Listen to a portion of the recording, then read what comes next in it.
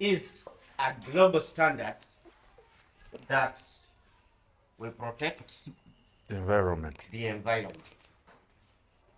It is a global standard that we act, and therefore NEMA has acted. Daniel Snabong, the Prince of Journalism, the man from the Mineral Rich Soga. Back again on set is Omulangira Juko Joseph Chiyimba. Omulangira. Owekansiri Busiro Buganda Province. Muzukulu wa Kabaka Daniel Basamulekere. Mwanga Mukasa Chwamirembe Chwanuka Kirevu Ntende. Kabaka wa Buganda era Kabaka wa Uganda. Abatulaba nsanyuso kubalaba era mwebale nnyo temujja okwokya amakulu ekyo kye mutukolera. Mwenna abali ebunaayira abali wano n'abali mu bitundu byonna ebyetoolodde ensi mu mbeera zonna ze mulimu ez'obudde. Omukulu takyabagambye environment protection is a global standard. We're going to deal with it today and relate it to land in Mengo, Buziba. Yes. Thank you very much for being here for us, and we really appreciate your efforts, your support towards this television station that is web-based. Thank you very much, people. Investigator TV, Mengo Buziba, your program, yo. Candidate program, yo, enhance because it touches exactly issues of property, issues of land, and issues of humanity in this case. Ku Investigator TV tokubulawo era tukikola olw'okwagala nze nono naawe ali eyo tubeere nti tutegeera ettaka ebikwata ku ttaka ebyobugagga by'omu ttaka ensonga ezikwata ku ttaka gwonna mu ggwanga lyaffe Uganda ne mu Buganda in particular. Nga bwe ŋŋambye bulijjo tujja olwaleero ensonga eri mu ddiiro eya NEMA bannaffe ab'Eluggi twabalaba nga baba tukuyite kubamenya. Yes, baba bajja mu lutobazi tekwali kubamenya nga babasengudde mu lutobazi okuva mu lutobazi. Bwe baamala okumenya ab'Eluggi oba okusengula ab'Eluggi ekitongole ekyo ekya NEMA National Environmental Management Authority ne kigamba tetujja kukoma ku Lubigi, tugenda wideninga the scope, tugendeko mu bitundu ebirala wano Kampala. Tunaamala e Kampala okutereeza okusengula abantu abali mu lutobazi, tujja kuddako mu bitundu ebirala nga Jjinja, Masaka, Biganga, Mbale, because eyo yonna waliyo entobazi. Twogerera wano entobazi ezo zirinnyiddwa human activity. Tebagaana bantu kubeera mu lutobazi oba kukolera mu lutobazi naye okoleddeko ki? First of all, omanyi effect eva mu bwemwe omuntu okubeera mu lutobazi, okuzimba for instance mu lutobazi, okoleramu emirimu egy'enjawulo. These are catchment areas where obutonde bw'ensi tebusobola okubeera nti butambuzibwa obulungi ne tuko existinga ti entobazi ezo zituyambako obutakola ki? For instance, obutabreedinga ndwadde ti bw'osenga mu lutobazi osobola okufuna ebirwadde eby'enjawulo. Omukulu Jjuko ajja kubyogerako wano. Mengo Buziba ndi ne Jjuko. Olweggulo NEMA ng'ekitongole kyalabiseeko mu maaso g'akakiiko ka Kosasi akakulirwa MB Medad Lubega Ssegona ne baholtinga activities zonna ezibadde zigenda mu maaso mu ntobazi, especially babadde bagera ku kazi. Waliwo ndowooza mugagga abadde azimbako hotel bamuyita Omari. yes so ne bagamba bayimirize activity until bamaze okuwa akakiiko ako report babawadde until 3rd July okubeera nga baleese conclusive report nga bwe tulinda fe aba Investigator TV tujjajjemu ne lunaku okubagamba nti kino bakikoze bulungi kino tebannakikola bulungi bwannajjuko njagala tutandike n'ensonga ya environment omuntu ndowooza yeetaaga okumanya environment kyeki mu lulimi olunyannimba olwaffuwali ebintu bino ngenda kubinyonyola birundi ebi ngenda kunywa mu Luganda ne mu Luzungu. Environment yembeera eyeetoolodde ekintu ekissa oba ekitassa mwe kibeera era mwe kikolera emirimu gyayo egyakaakati era mwe kizaalira abazzukulu baakyo abaddako n'abalidda mu maaso.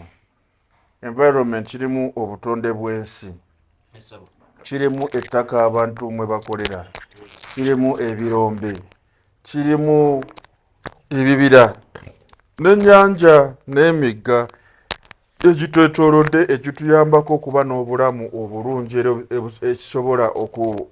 ekisobozesa ensi okuba ng'essa era ng'etambula bulungi. Mu Luzungu, the environment is defined as that intangible hemisphere around a living and non-living thing in which it operates, in which it attains its social, legal, economic, political, and technological objectives in a well-preserved manner. That is why these days we're all advocating for green environment that is sustainable to the human being for the continuity of his life and their descendants. Yes, please. Okay. Omukulu bwatyo bwatutangazizaamu environment kyeki. So, bwe tuba tukitegedde what is the environment in his definition, tujja kwebuuza okumanaginga environment tulina kikola tutya.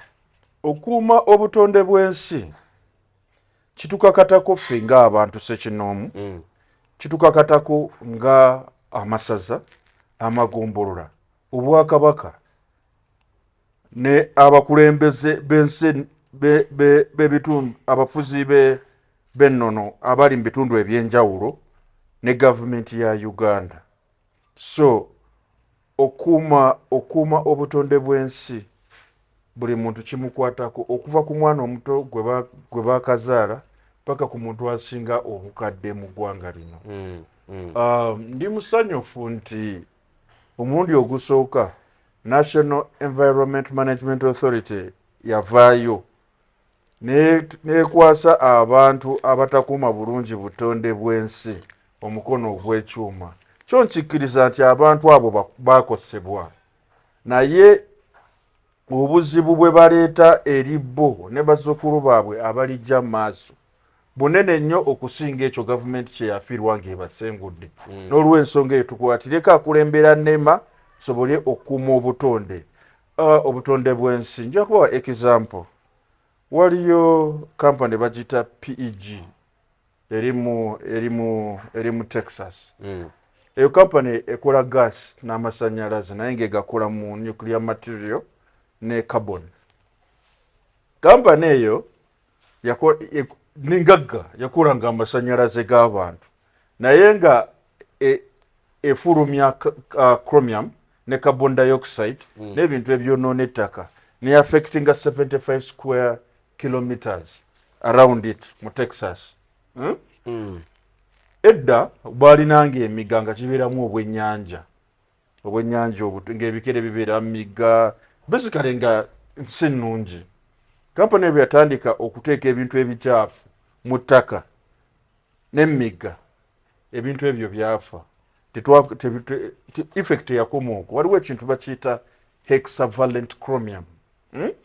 Ekintu ekyo kikola bwe kiba mu mazzi gaffe ge tunywa toyinza kukiraba nti mwekiri, naye bw'okinywa kinafuya amagumba, kinafuya obusomyo, kinywa oxygen mu musaayi.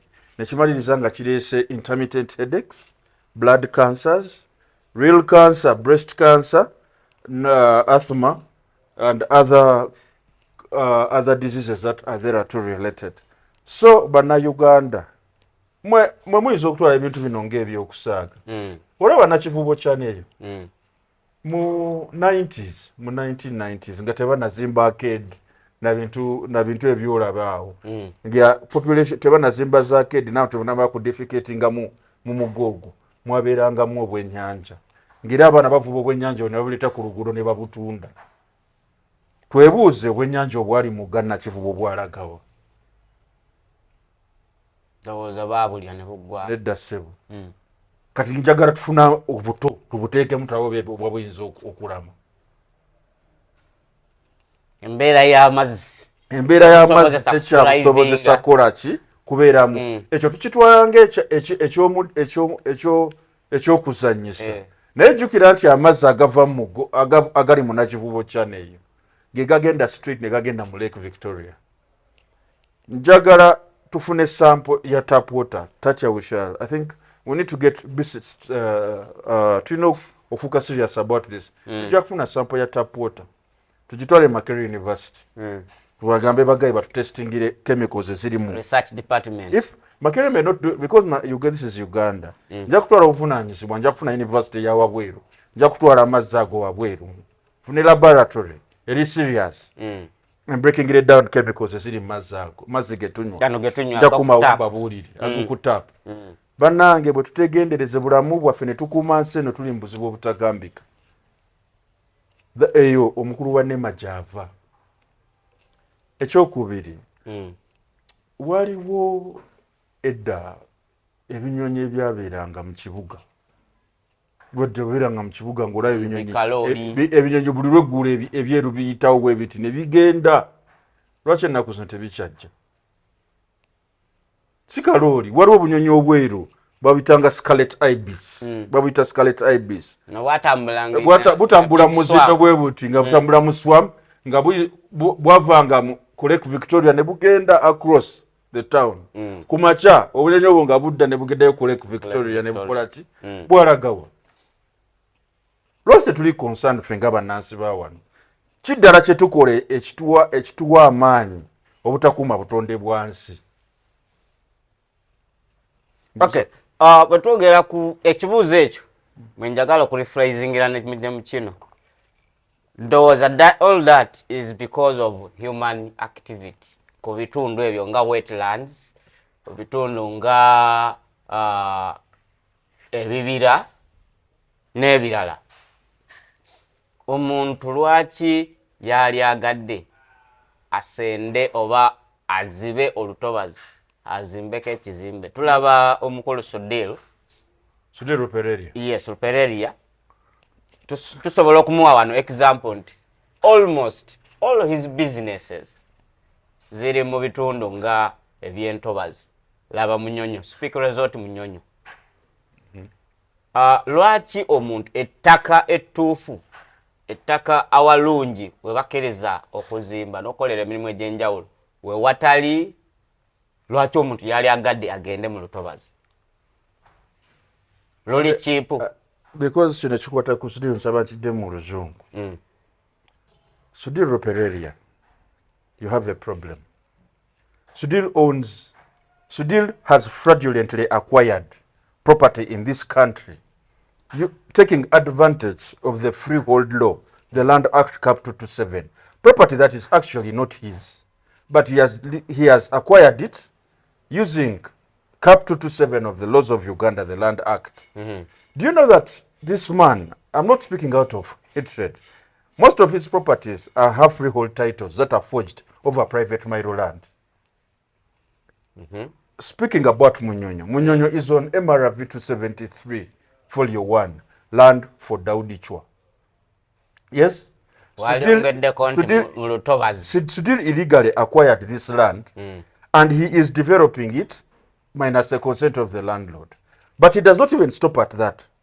He goes ahead and dumps soil and stone in water with the intention of reclaiming part of Lake Victoria. which is itself illegal. Mm. The reason why he does this is because Sudhir is selfish, he has id, he has ego, he has hubris, nemesis, and he is extremely greedy. They are more environment. I don't see. In fact, it is. I would not blame the country per se. There is an association called the Uganda Hotels Association. What are the standards of establishment of resorts put forward by the Uganda Hotels Association? What are they doing?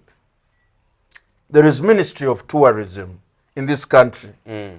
What are the standards they have established for eco lodges, maintenance of eco lodges, maintenance of environmental lodges, and hotels in this country? 3, there is leaving them alone. There is a Ministry of Defense and Ministry of Security. One of the areas that Ministry of Defense and Ministry of Security is supposed to protect is Lake Victoria. Why? Because Lake Victoria is the catchment area for fresh water for East, Central, and Northern Africa. Lake Victoria has estuaries that go to River Congo. Lake Victoria has River Nile. Lake Victoria, which flows down to Egypt. Lake Victoria has a relationship with the Trans Nzoia in Kenya. Lake Victoria has a relationship with River Kagera in Tanzania. That means that Lake Victoria is supposed to be a critical defense and security resource because it is a fresh water supply source for almost a significant portion of Africa. Sudhir Pereira is destroying this source, and all of us are simply looking on. Why?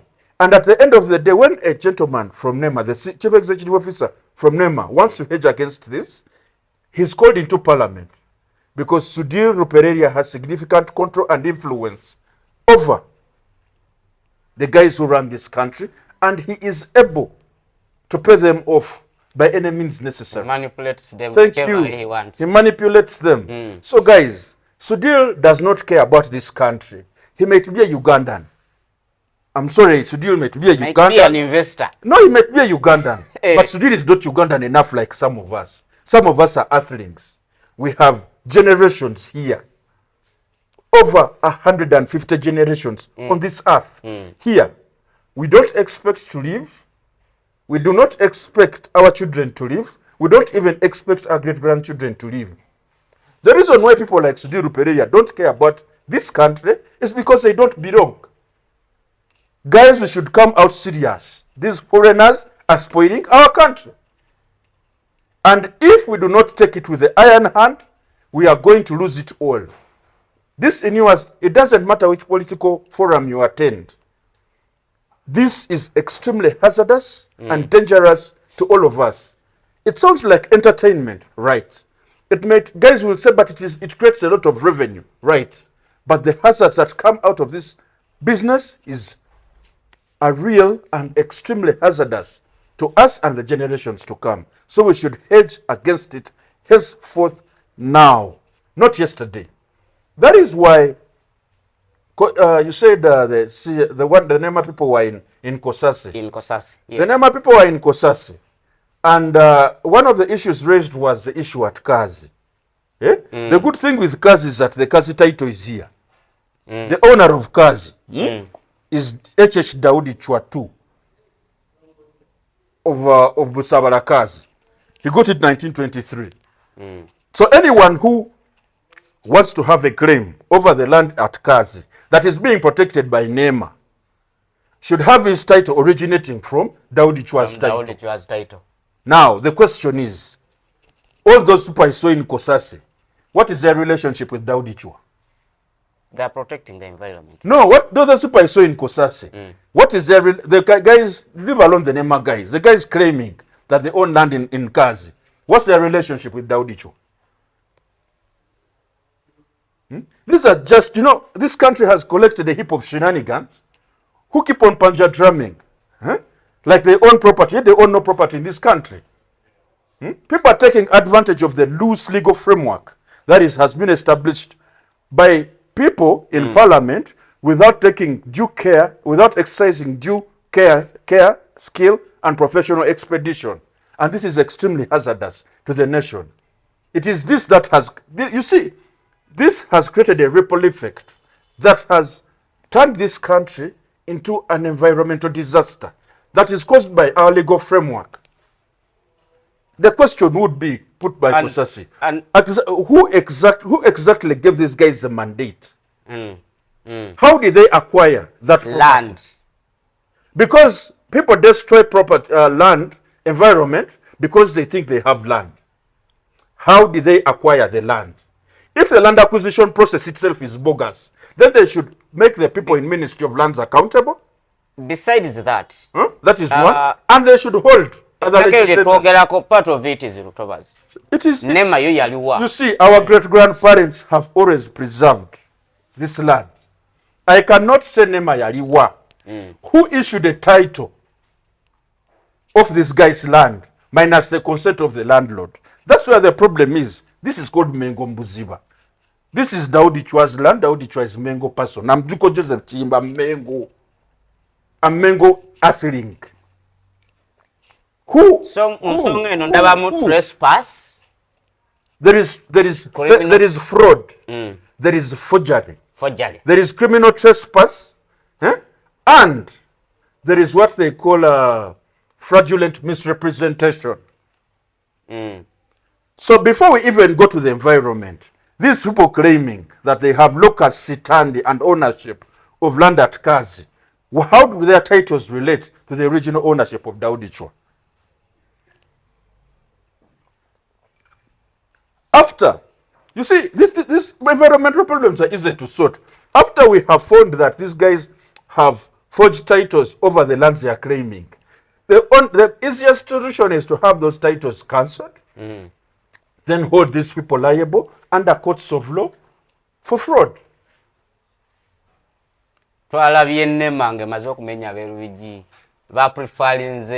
Court charges against abali mu Luigi.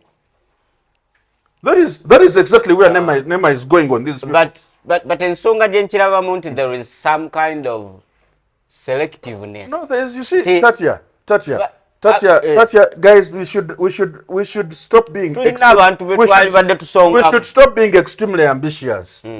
If a person starts on an activity that is giving this country good legal direction, this is just the beginning. These guys have only done that place. But instead of us giving them accolades for the achievement they have done now, we are saying, but why didn't they start with the other one? Where was the other one? Why did the other one come to the wetland? That's the question. 2, does he have the required permits? Maybe the reason why they did not start with the big guy, you're talking about Starbucks. Yes. The reason why they did not start with the big guy, the big guy might be having... police. And the police also have a police these guys might be having, the reason why the police is there is to provide security. And you may find that the police there is environmental police. And all activities... about that? No, you might find, because that is one of the options. You might find that is environmental police. Now, the question is, the police are supposed to keep law and order. And part of the places under which they are supposed to keep law and order includes the wetlands. That is why they are there. Now, for people who don't have any legal right over that land, what are they doing there? That should be the wisdom we ask ourselves questions with. The problem is that we are extremely ambitious, we enjoy talking a lot, and we don't want to do. These guys have done. Let's give them space to do to completion. Maybe the reason why they did not break Starbucks is because Starbucks may be having a license. They want to know who gave Starbucks a license, whether Starbucks actually met all the conditions that are required to construct in a wetland. Now, it is a petroleum business. Where petroleum businesses are established, guys require to do what they call casing. You case the surface of the soil. You also case where the tanks are going to be before you install the pipes. So that structure you see there is cased in concrete. So its effects on the environment are not as hazardous as people who are defecating in the environment. Then you'll find that Starbucks is an international limited. It is licensed by the Petroleum Authority. All of the fuel that they bring is checked by UNBS, the business standard thing, and it is checked it's checked for volumes. It is also checked on environmental compliance. So based on the prior presence, you'll find that this, much as this entity may be located in a swamp, it has taken all the required environmental precautions for it to do business there. So that is the kind of wisdom we're supposed to exercise before getting, why didn't they break Starbucks? Why did they, do you understand the performance parameters for that business? And what I'm talking about is a global standard for all petrol stations, whether it is Chevron, Exxon, Shell and BP, Petrobras, and all the Caltex and all the other Texaco and all the other petroleum operating companies. So these standards should have been made by Starbucks. That is why it was not hit. All right, back to NEMA, Kosase, cars issue. Mu report yenu Kosase jeyagala from NEMA. Fwe abatudde wano tubajje tunulambwe tuti. What do they demand from NEMA? First of what all, does Kosase demand from NEMA? Kosase ani ajikulira? Medad Ssegona. Medad Ssegona yani? He's an MP. Medad Ssegona history. Okimanyi nti Medad Ssegona yali musango gwa Henry Karemera, Vice Kabaka of Buganda, Buganda Land Board, and Attorney General and Commissioner Land Registration. Nga representative wa Kabaka of Buganda Corporation Soul. Okimanyi nti Medad Ssegona ekitongole ekyo kyali representing nga external lawyer. Kyekimu ku bitongole ebigabe ebyekimpatiira mu wetland. Okimanyi nti Medad Ssegona ye representative we company gye yagenda mu court na representing amanyi teriwo mu mateeka. How do you trust Medad Ssegona's wisdom to be able to carry out an independent and professional and ethical analysis of their performance of NEMA? His hands are not clean. The problem with this country is that it has got a low talent pool. So he might actually be acting in favor. Yes, Medad Ssegona is. Thank you. He might be acting in favor of Omar. Why? Because Omar is one of the beneficiaries of the forged titles that are done by Buganda Land Board and Kabaka of Buganda Corporation Soul over the land for Daudi Chwa. So why do you expect him to act indifferent when he is part of a commercial transaction and fraud to which he is a beneficiary? That is why he's putting NEMA on its knees. He doesn't come with clean hands. And from the principles of equity, equity says he who seeks equity should come with clean hands. So based on the prior presence, Medad Ssegona should actually excuse himself from that commission for the time being. Then they elect an independent person, an independent MP, who has never acted for Buganda Land Board, Kabaka of Buganda Corporation Soul, which is a land title forging phantom over this land. The things I'm talking, I have evidence. That man called Omar Say Something has a forged title that is signed by Charles Peter Mayiga and Apollo Nelson Makubuya. Yes? One of the legal advisors of Buganda Land Board Corporate Faked and Kabaka of Buganda Corporation Soul is Medad Ssegona. So before we even go ahead and ask NEMA to provide accountability, Medad Ssegona is supposed to excuse himself. You see, this is what I hate with Ugandan lawyers. They don't act professional. Do you want to tell me that Ssegona does not know that there is conflict of interest here? Why hasn't he disclosed? Why hasn't he made these disclosures to Kosase? As a member of Kosase, he would have said, I used to be, or I am still a member of Kabaka of Buganda Corporation Soul Legal Advisory. Kabaka of Buganda Corporation Sol and Buganda Land Board Corporate Facket have done transactions over these lands, to which I have benefited monetarily.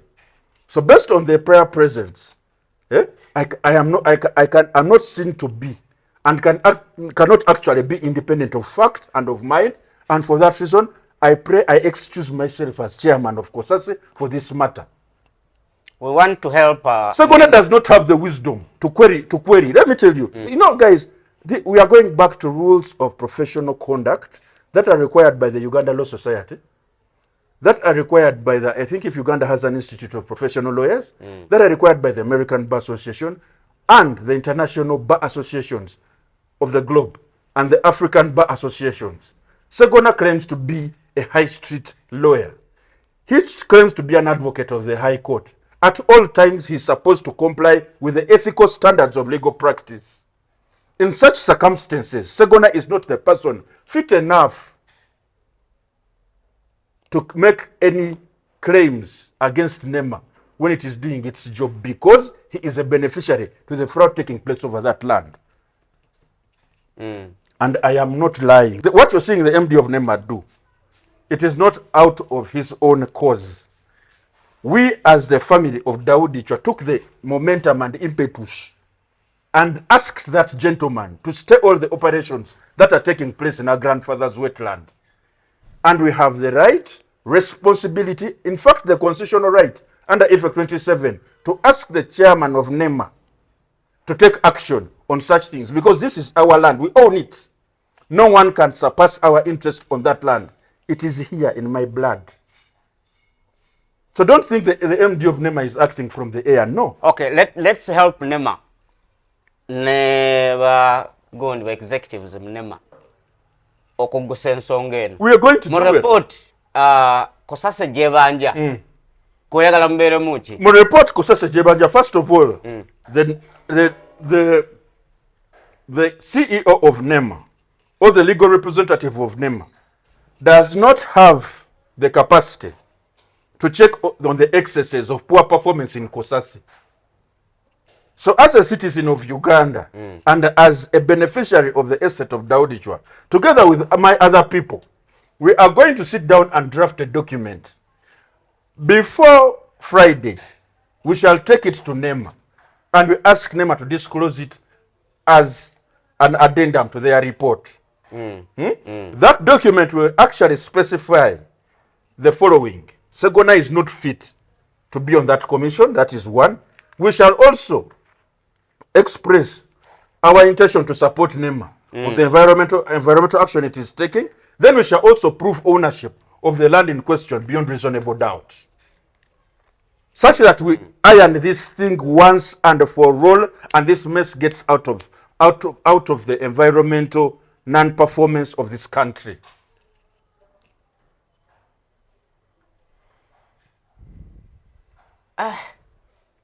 Kambide mu Luganda. Ndabe ekintu gye njogera kambide mu Luganda. Ettaka eryogerwako ekazi, ttaka lya Daudi Chwa, ekyapa kikino. Mukiraba abantu, kyapa kikino. Mukiraba, bino si bya kwetuuma. Ekyapa kyekino, ekyapa kya jjajja kyekino. Now, abantu abagamba nti balina ettaka abakayanira kazi era abakolera mu ntobazi kazi, obwannannyini bwe bulina okuba nga busibuka ku kyapa kino. Bino byanjogera biwagira akawero namba 68 ak'etteeka lye bayita Registration of Titles Act Cap 230. Abantu abalina okuba nga ettaka lyabwe balijja ku Daudi Chwa oba ba beneficiary ba Daudi Chwa mu ngeri entuufu. Muno mwe muli narabye parties ziri bbiri. Kuliko omusajja omu bamuyita Omari, olaba abasikawutu. Kituufu abasikawutu jjajja yabawa liizi. Liizi eyo neggwako. Tetunaba kuddamu kugirenywe nga tebalina kye babanja. Oba abasikawutu bali mu doubt batutwale mu kooti kwetu. Nakyo tukikakasa. Balina ekyapa ekyekimpatire ekiva mu Uganda Land Commission. Ensonga lwaki balina ekyapa kya Uganda Land Commission? Just because of the 1969 Public Lands Act. Mu 1993 we bazza ebintu ettaka eryo lyalina okudda ewa Daudi Chwa ne lizi yaabwe yali eweddeko. Kati abascout ebyo abeclaiminga mbumenyi bw'amateeka tebalina ttaka kaazi. Alina problem nakyo bampita Juko Joseph Kiyimba. You come. Eno report ya accounting ettaka eryo buli document mweri. Era ffe nga bannannyini ttaka tuli mabega wa NEMA ogoba abantu bonna buli kiisi. In fact naawe yatandikiddewo Omar yatandikidde wabi waliwo obuyumba obuvunduvundu obuli saidi eno nabwo njagala NEMA bumenyewo. Era twagala NEMA bumenyewo tusobole okukuuma entobazi kubanga amazzi ffe ge tunywa gava mu nnyanja Nalubaale. Tetuyinza kufuuka balalu kutandika kuteeka bubi ate mu ndeku mwe tunywera. Bannayuganda kino tukimiremu ffenna kitukwatako. Olaba gyenva tatya nti singa tutereeza obwannannyini ku ttaka ne tugoberera ensonga obwannannyini ku ttaka nga bwe bulina okubeera ne NEMA teyandibadde terabika mu maaso ga Kosase kuba nannyini ttaka ettaka eryo alikumye okumala ebbanga ddene. Yalina that wisdom nti olwo olutobazi. Juzi president yali ayogera n'agamba ne bwe baakulya balinayo kye bayita ekisharara. Entobazi tebazikoleramu kintu kyonna. Sisere muntu wangeri kyakera ku makya gwe tandika okuyiwa ettaka mu nnyanja. Then nongamba mbu Kosase yagambye mu NEMA gene report ate giri ne report kuki. Kosase yandigenze bugenzi n'eraba ennyanja then ekyo ne kiggwa ne bagamba omusajja lekera kuzimba mu nnyanja. But because Ssegona is part of the fraud, of the Mengo fraud, that issues titles over other people's titles using their corporate racket called Buganda Land Board. He's trying to play hardball. That's crazy. No sensible person that does that. Common sense, natural justice, equity, and statute cannot allow such wisdom from Medad Ssegona. You guys call him senior counsel. He is. He isn't. If he's senior counsel, why doesn't he exercise the wisdom the way I've exercised it? These things I'm talking about are very basic things they study in law school during first and second year. Any guy who has any paralegal will tell you these things because they are basic things. They are basics. We're not talking about nuclear law, we're not talking about medical law, we're not talking about complicated financial law. No. These are basic things. That the Okay, even if you did not go to lawyers school. should know. Even if you did not go to school. Mwa abantu temukimanyi nti kya busiru okuzimba mu ntobazi. Olina kubanga wagenda ku ssomero. Why should we allow such nonsense? Kati kankule jjajja abo abagayi abawalizi. Yino yaggwako eno lize. Yaggwako. This is a true certified copy of the lease. This is naku z'omwezi zaali 10 ogw'omukaaga 19 what 48 kale nagamba this lease is made the first day of June 1000 mile, it's mile here, 1948 1948. Jabalizi ya 49 years. 48 ugatako 49 ugwa mwaka ki. Bwabawalizi eno yali ya myaka 49 negwako. Bali balina okugirenew nga tebagirenew abola abiyita abascout. They are there illegally. We have even done them a favor to maintain them there. To maintain them there. For the time being. Singa twabagoba wadda. But they are extremely destructive. They berate, they demean, they condescend, and they treat people like they are nobodies. Then you find old people saying, Mwetakari no, wakabaka bwali tuwa. This is what Katerega was saying. This man you call professor. It is like he did not go to school. It is quite remiss that people who people carry with at a high bar are extremely endowed with low intelligence. They don't even understand the simplest things. It is this confusion that is creating pressure on NEMA. It is this confusion that is creating pressure on all of us as a nation. And because the people they transact with, because this is fraud, fraudsters like Ssegona deal with fraudsters like Omar. The guy is extremely greedy that he even wants, if it was possible, Marand Badai Wataka, Mulek Victoria Yunane Jura. Because the man has, he does not get satisfied, but it's an insatiable desire to acquire property, whether legally or illegally. For him, he wants to acquire. He doesn't care about nothing. Nema was too lenient. You're supposed to arrest that guy. It is very lenient. You're supposed to arrest him. And you know what he has been telling people? He's doing things for President Museveni. Now this is the time.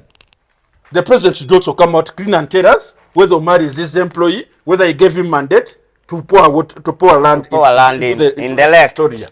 The man Panja drums. Sometimes he calls himself a Kano. The other day he calls himself an employee for President Museveni. The man basically keeps on misrepresenting himself. And he is a problem to the whole nation. He's extremely destructive. And he should be dealt with the desired legal merit that is established by this nation. Ekibuzo kyandibadde njagala n'ekibuzo kye mbuuzizza tuli mu kukyebala bwe tuti. Tutya. Ettaka ba Omar n'abalala bwe balina okukolera emirimu awatuufu teririiwo. Why should we keep encroaching on the wetlands? Ettaka lyandibaddewo. Ettaka lyandibaddewo. Naye kubanga bo babbi baagala balina strip and ayinza okubanga yafuna ka strip akatono wano ku showa. Bwafuna ka strip kana akatono kamuwa omusingi ogw'okutandikirako kolaki mu butamatira muno n'agenda nga yeesogewa eri mu kitoogo ne mu nyanja. This is what we are avoiding. We have realized the guy is even there illegal. So why should we be wasting the NEMA MD's time? Mwalete report. We are even discovering that the person who asked for a report, who is made at Ssegona, is a lawyer of Kabaka of Buganda Corporation Sol, Buganda Land Board, which issued Omar with a forged title that is signed by Apollo Nelson Makubuya and Charles Peter Mayiga. This guy, they will tell you that he has land. His title reads say like a place like Bukoto. But he claims land here, which is next to Lake Victoria. So you see the kind of forgery we are talking about. And these things are enabled because there is a scheme of fraudulent contrivance between Buganda Land Board and Ministry of Lands, Housing and Urban Development. And these are things that end up squaring people like Dorcas Wagemi Okalani. How do these things happen in this country? And why aren't they accountable? What are they doing? Before you put the NEMA guy on the cross, call Dorcas Wagemi Okalani, ask her, how was this guy able to get this title over this land for which there is no correlation with the original title? Then you will see people will be invited, and part of the people are going to be invited from Kabaka of Uganda Corporation. So you will see Apollo Nelson Makubuya, Charles Peter Mayiga, David Wasaja, Freddie Mpanga, and Ssegona. And then you'll add there Chidio Wachiwanuka. So this is a scheme of... Thank you. So the people facing the heat are actually supposed to be facing the heat. And this is being expressed by a gentleman who has done a thorough forensic investigation on this matter. I have handed this to the military police, CMI, the guys in charge of military police. These reports I'm talking about are with the anti-corruption unit, police unit of Uganda. These reports I'm talking about are with State House, land protection unit. These reports I'm talking about are also with the Uganda police. Everyone is copied. We have written letters, we have had communications, they have received, but they are not taking sufficient and appropriate action. Then at the end of the day, they get a small boy in Nema and they are putting him on the cross like he's doing something wrong. That's quite crazy. Who does that anyway in the world? Nema are doing something right. They are doing the correct thing. But because fraudsters have properly placed themselves. Imagine the guy who issued Omar, the guy encroaching on the land, is the guy in charge of Kosasi. Right? And is the guy demanding for And is the guy demanding for a report for justification of encroachment on a wetland, yet he well knows that he's the one who established a forged title over the land in question. Those in doubt, please go and read the case of Prince Karemera versus Kabaka of Uganda, the very first case in 2017. The lawyers were David Mpanga of AF Mpanga Advocates and Medad Ssegona. Medad Ssegona is one of the legal advisors to Buganda Land Board Corporate Facket and Kabaka of Uganda Corporation Soul. If Ssegona is saying I am lying, he should sue me for defamation. Then we roll. Because the good guys call him senior counsel. Now let him come. Another question, please. What should be every person's role? Because this is an environmental case. Fena kitukwatako okuuma obutonde bw'ensi okuva ku mwana ayonka paka ku musajja asembayo obukadde mu ggwanga lino, okuva ku muntu asindika ekigaali paka ku president wa Uganda. Era bw'olaba omuntu ng'akola ekintu nga kya kijegga nga kyonoona obutonde bw'ensi, kikkakatako okumubuulirira aleme kukikola. Abantu abaagala okwesenza mu ntobazi temuli bikere, muyina emitima, temuyina biviiri bino oli bamubuuza oli kyennyanja oli kikere. You don't have gills, temuli bikere. Ebintu ebibeera mu mazzi mubireke bibeere mu mazzi, ffe tubeere eno ku lukalo. Ffenna tunyumirwa ensi. Lwaki etwagala byennyanja na bikere kunyumira bulamu bwabyo birina kubeera? Mabega otwalabyeko abeggaba akatale awo ng'amazzi gajja ga anti Basudiri bayiwa ettaka mu gundi mu nyanja. Basudiri bayiwa ettaka mu nyanja zaabwe. Basudiri batuwe bayiwa ettaka mu nyanja. Ate si weewokayo effect egenda paka eri ekitubulu. Teyawo wokka. Ne ku Entebbe Road wano ku ttaka there's that plot. It used to be owned by one of the guys who forged the title there, some senior accountant. Bamuwola sente zimulemu okusasula. There's that thing ng'okkirira bwoti bayita ekitubulu. Waliwo side yawo Sudhir wazimba. Nabeera bayiwa ettaka mu nyanja. Era Sudhir. It is the same Sudhir Pereira. This guy does these things because he's not a national of this country. There is nothing segregative about this. You guys have made immigration laws so simple that anyone comes here and is baptized Ugandan. You see, guys, this is very extremely hazardous. These guys who baptize Ugandans don't care about this country because today they are going to go away from here. These are guys who come from Suriname, they are Mongolians who come from India, Afghanistan, Pakistan. They don't care about this country. You ask yourself, why is it that most of the people who are selling cars who come from Pakistan have their businesses situated in wetlands in this country? Because these guys don't care. For them, they are here to pick the quick kill, and then after leave us in trouble with this kind of things. When you're looking at that place only, you're looking at Rubiji only. What have you Chamboga unge kuba yatonye?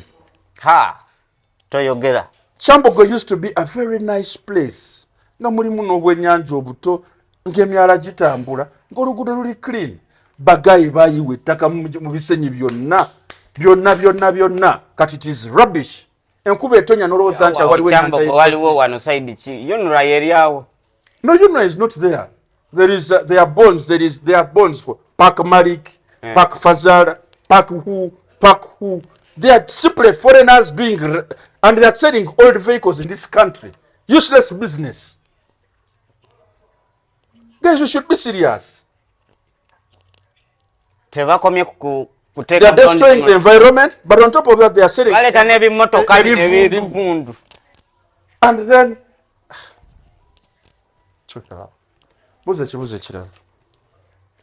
government I am not being emotional, but I think these are things we need to. Government because government is a katika nkubulire tugamba government etuyambe gwokimanyi nti district land board ze zigaba permit bakole ebyapa mu ntobazi ebya freehold.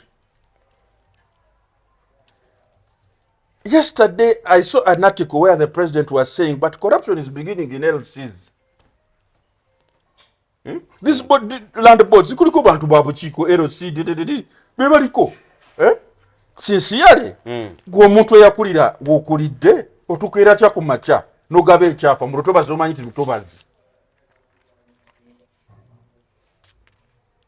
The problem comes with, and the reason why people are settling in wetlands is because of one law, Land Act Cap 227, the freehold law that was formed in 1998. Ebyo nga tebanakola teeka eri abantu tebasenganga mu ntobazi. Gajja kugamba nti nze ndi wano nina n'ekyapa.